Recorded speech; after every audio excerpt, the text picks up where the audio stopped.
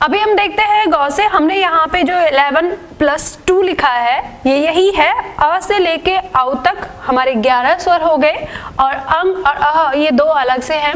अगर हम देखें तो स्वर से ये थोड़ा अलग होते हैं। कैसे अलग होते हैं आज हम इसी चीज पे बात करेंगे। हम देखेंगे जो हमारे स्वर हैं ये स्वतंत्र रूप से बोले जाते हैं और जब हम इनको किसी व्यंजन के साथ यूज करते हैं, इनका प्रयोग करते हैं, तो ये एक मात्राओं में आते हैं, यानी इनकी एक अलग रूप चेंज हो जाता है। ये अपने इस तरह के रूप में नहीं आते हैं। जब किसी भी व्यंजन के साथ आते हैं तो मात्राओं के रूप में आते हैं, जिन्हें हम कह सकते हैं स्वर की मात्राएं। तो वो मात्राएं हमारी कौन कौन सी होती हैं देखते हैं, इनके साथ लिखते हैं। ये जो आपका वर्ण है पहला आ, इसकी कोई मात्रा नहीं होती है, ठीक है। जो हमारा आ है इसकी मात्रा होती है इस तरह से एक खड़ी पाई के रूप में होती है। जो हमारा ई है इसकी मात्रा किसी भी वर्ण के आगे से गुजरती है। जो बड़ा ई है इसकी मात्रा किसी भी वर्ण के पीछे से गुजरती है। जो छोटा ऊ है ये हमारी कुछ इस तरह से बनती है, ये हमारा बड़ा ऊ है और ये हमारा री। उसके बाद देखते हैं जो ये हमारा ए है, इसकी मात्रा सुरेखा के ऊपर से एक ही होती है। जो अ है इसकी दो मात्राएं होती हैं, ओ इसकी मात्रा ये होती है और औ इसकी मात्रा ये होती है, ठीक है। ये हमारे स्वर जो 11 स्वर हैं इनकी ये मात्राएं होती हैं।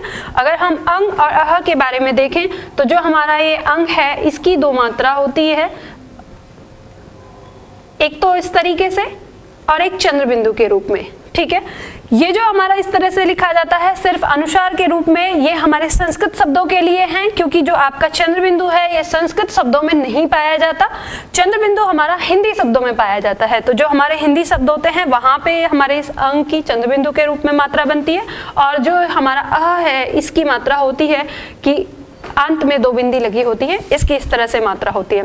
अब हम देख सकते हैं कि इन मात्राओं को कैसे हम किसी वर्ण के साथ प्रयोग करते हैं। ये जो आ है ये आपका किसी भी वर्ण के किसी भी जो व्यंजन है आपका उसके बाद आ के रूप में इस तरह से खड़ी पाई के रूप में लगता है। ये किसी भी व्यंजन के, हम इसका एग्जाम्पल भी देखते हैं साथ ही साथ। जैसे मान लो हमने क के साथ लगाया, ये जो आपका आ है इसकी अपनी कोई मात्रा नहीं है, लेकिन ये जो हमारा व्यंजन क है इसमें अगर हम इस अ को शामिल करें तो ये कैसे शामिल होगा, इसका हलंत हटा देने से। जब हम इसका हलंत हटा देते हैं तो ये जो अ है ये क में शामिल हो जाता है, ठीक है। यानी हम कह सकते हैं कि क से लेके जो हमारा ह तक के जो हमारे वर्ण हैं इनमें कोई भी हमारा व्यंजन आए, जब उनके नीचे हलंत नहीं लगा होता है तो हमारा जो ये अ है ऑटोमेटिक शामिल होता है, ठीक है। उसके बाद हम देखते हैं आ, इस क के साथ जब हम इस आ का प्रयोग करते हैं तो ये हमारा इस तरीके से आता है। उसके बाद हम छोटी ई को देखें तो क के साथ हम छोटी ई का प्रयोग कुछ इस तरीके से करते हैं। ऐसा नहीं है कि हम सिर्फ क के साथ करते हैं, हम क से लेके ह तक यानी हमारे जितने भी हमारे व्यंजन हैं सबके साथ हम इस स्वर का इस तरीके से प्रयोग कर सकते हैं। जैसे बड़ी ई के लिए हम ये प्रयोग करेंगे, जैसे ऊ के लिए हम इस तरीके से, बड़े ऊ के लिए इस तरीके से। इस तरीके से हमारे ये जो 13 स्वर हैं ये पूरी तरह से अपनी मात्राओं के साथ यहाँ पे लगते हैं, ठीक है। अब हमें यह ध्यान देना है जो हमारा स्वर है इसमें आ, बड़ी ई, ओ और औ और अह ये किसी भी वर्ण के साथ पीछे लगते हैं, यानी उनके आगे आ जाते हैं। और जो हमारा इसमें ऊ, बड़ा ऊ, री, ये तीन हमारे ऐसे स्वर हैं जो किसी भी वर्ण के नीचे लगते हैं।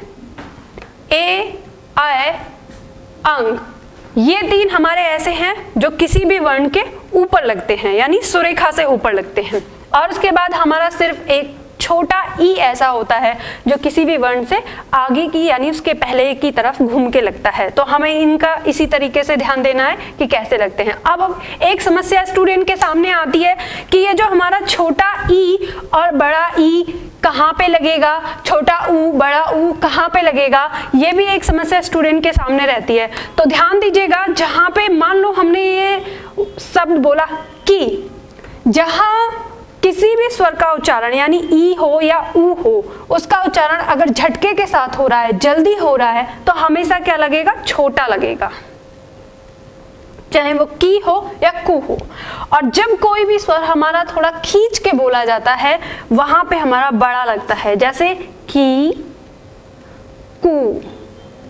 अगर हम इसका उच्चारण खींच के कर रहे हैं तो ये हमारा बड़ा लगता है। यही छोटे और बड़े की पहचान होती है।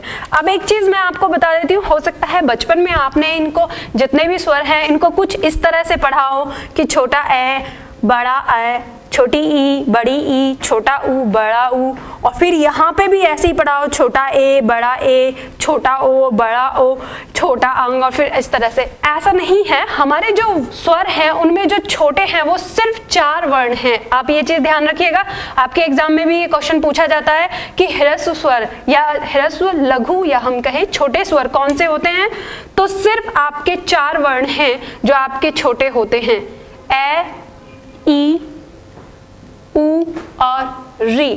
बाकी जितने भी आपके स्वर बचते हैं, सारे स्वर आपके क्या होते हैं, दीर्घ होते हैं, बड़े होते हैं। ठीक है, यहाँ पे इनका अपना अलग साउंड है। अब इन्हें छोटा और बड़ा क्यों कहा गया है, क्योंकि इनका साउंड अलग नहीं है। जैसे ये अ जल्दी बोला जाता है और ये आ देर तक बोला जाता है, ये ई जल्दी बोला जाता है और ये बड़ा ई देर तक, ई, ये जल्दी ऊ और ये देर तक, ऊ। इसीलिए आपके ये बड़े और छोटे कहे गए हैं। ठीक है, यहाँ ध्यान रखना, ये आपका अपना अलग अलग उच्चारण रखते हैं, इसलिए ये आपके क्या होते हैं, दीर्घ ही कहलाते हैं। हमें स्वर के बारे में एक चीज और ध्यान रखनी होगी, इनकी मात्राएं लगाते हुए हम कह सकते हैं कि जब हमारे स्वर हैं उनकी मात्राएं जब हम व्यंजन के साथ प्रयोग करते हैं तो उनको हम एक मात्रा के रूप में, जैसे मैंने एक शब्द लिखा राम, जब मैंने किसी व्यंजन के साथ स्वर का प्रयोग किया तो आप ध्यान देंगे कि यहाँ पे ये र मेरा व्यंजन है और इसकी यहाँ पे आ ये एक स्वर है। जब हमने इन दोनों को लिखा तो किस तरह से लिखा, व्यंजन आपका ऐसे आया और उसकी मात्रा के रूप में आ आया। अगर हम इस म पे ध्यान दें तो ये भी आपका एक व्यंजन है और इसका स्वर है ये। तो जब हम इसको शब्द के रूप में लिखते हैं तो हम इस तरीके से लिखते हैं, ध्यान रखिएगा।